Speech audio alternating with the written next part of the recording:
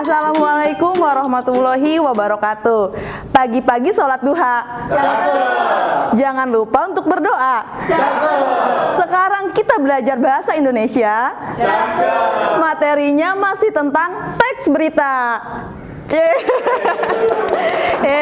Nah, hari ini Ibu akan melanjutkan materi tentang teks berita. Di video sebelumnya kalian sudah belajar apa saja itu? Pertama, pengertian, kemudian pinter, ciri-ciri kebahasaan, dan yang ketiga, unsur-unsur teks berita. Adapun pembelajaran kali ini yang harus kalian capai diantaranya ini. Langsung saja, untuk teks berita kali ini kita akan membahas tentang struktur teks berita. Ada apa aja sih? Ternyata struktur teks berita memiliki 4. Tentunya di setiap teks itu memiliki struktur. Pertama, yaitu judul.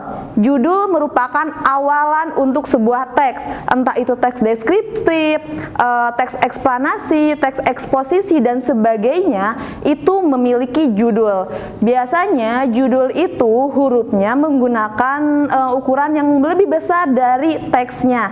Biasanya 14-16, sedangkan teksnya berukuran 12. Kemudian yang kedua ada teras atau kepala berita. Nah, di teras atau kepala berita biasanya itu merupakan paragraf awal pembuka.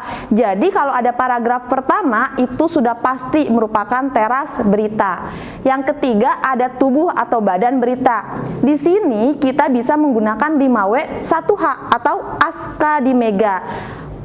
Bisa menggunakan kapan bencana itu terjadi, mengapa bisa terjadi, di mana lokasinya, siapa, dan sebagainya. Itu ada di badan atau tubuh berita. Kemudian yang keempat, kaki atau ekor berita.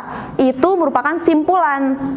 Biasanya menggunakan pertanyaan bagaimana. Seperti yang di video sebelumnya, bagaimana ini dikhususkan untuk bagaimana cara menangani kejadian tersebut. Nah, setelah struktur, ada langkah-langkah menyimpulkan pokok-pokok berita. Jadi, kalau kalian ingin menyimpulkan suatu berita, ada langkah-langkahnya nih. Pertama, tentunya membaca atau menyimak berita tersebut. Jadi, kita pilih dulu berita apa sih yang ingin kita ringkas. Setelah menemukan, barulah kita membaca atau menyimaknya.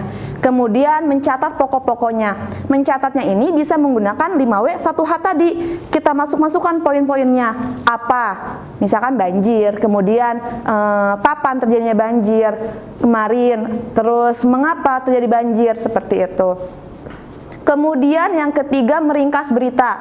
Setelah kita menentukan poin-poin dari 5W 1H tadi, kita susun menjadi satu paragraf yang utuh. Bisa menggunakan bahasa kita sendiri atau menggunakan kata konjungsi untuk menghubungkan poin satu dengan poin yang lainnya agar menjadi satu paragraf yang saling berhubungan. Nah, baru yang terakhir, menyimpulkan berita. Jadi apa sih simpulan dari berita yang kita tadi analisis tersebut?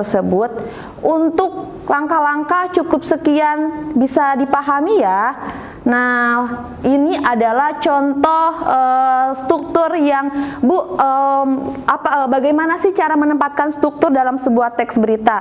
Tentunya tadi yang pertama, judulnya yaitu banjir bandang di Luwu. Kemudian kepala beritanya kita arahkan ke paragraf pertama.